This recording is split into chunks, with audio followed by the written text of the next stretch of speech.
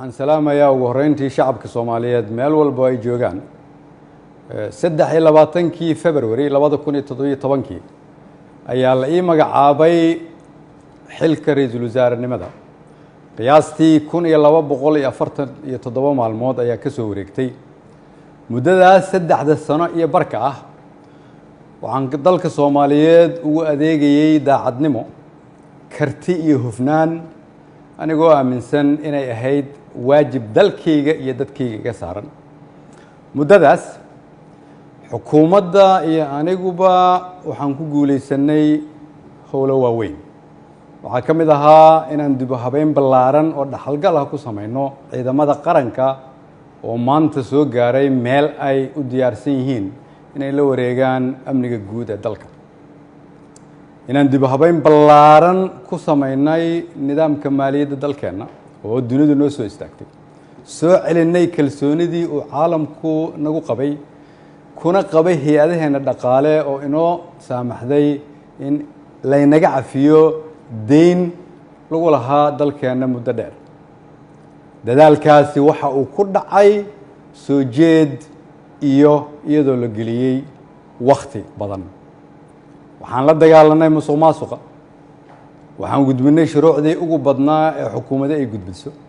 waxaan ku guuleysanay mushaarka shaqaalaha bixinteeda iyo mushaarka ciidanka oo bil walba laga soo bilaabo Janaayo 2017 uu qof waliba qaatay waxaan ku guuleysanay dowlad wanaag iyo amaano waxaan ku guuleysanay annagoo dib u soo nooleynay sharaftii ummadda Soomaaliyeed si loo ilaaliyo dhammaan guulahaas ay xukuumadda iyo shacabka Soomaaliyeed gaareen dhammaan shacabka Soomaaliyeed oo qayb ka ahaa rabana in la sii joogteeyo waxaa lagama maarmaan ah ilaalinta nidaamka awood isku wareejinta dalka oo si dimuqraadi ah u dhacda anigoo gudanaya waajibka arrinkaas iga saaran ayaan xukuumadda faray inay ka shaqeyso in dalku aado doorasho lagana fogaado muddo kororsi oo dhalin kara khalkhal siyaasadeed mid amni iyo mid dhaqaale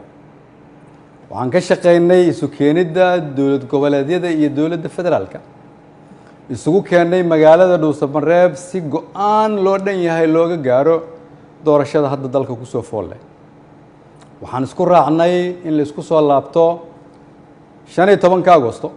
si loo dhammaystiro geedi socodka doorashooyinka dalka inkasta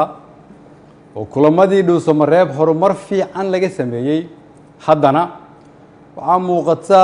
in weli uu socdo fikirkii ku aadanaa muddo kororsiga oo salka ku hayay wixii maanta ka dhacay golaha shacabka fikirkaas oo aan mar hore ka digay oo aan aaminsanahay inuu keeni karo khalkhal siyaasadeed dalkana dib u celin karo ayaan waxaan mar kale xasuusinayaa ummadda Soomaaliyeed in dalka 4 sano mar ay doorasho ka dhacdo iyadoo xukunkii ay qoro isu dhiib inay tahay dhaqan sax ah oo dalkan lagu bartay ayna tahay kulligeen inaan ilaalino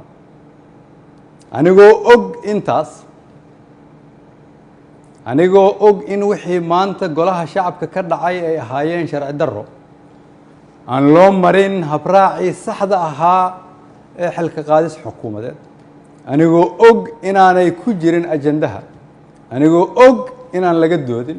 anigoo og inaan loo codayn anigoo og inaanay waafaqsanayn dastuurka iyo shuruucda dalka haddana waxaan go'aansaday inaan anigu ummadda Soomaaliyeed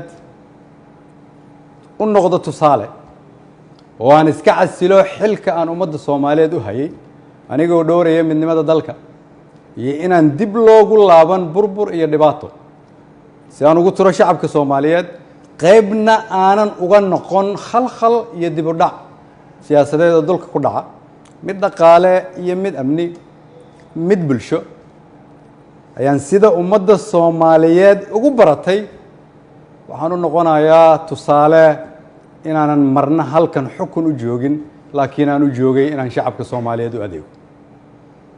waxaan u mahad celinayaa madaxweynaha oo fursad ii siiyay inaan shacabkayga u adeego golahaygii wasiirada oo igu garab istaagay inaan dalkan samata bixino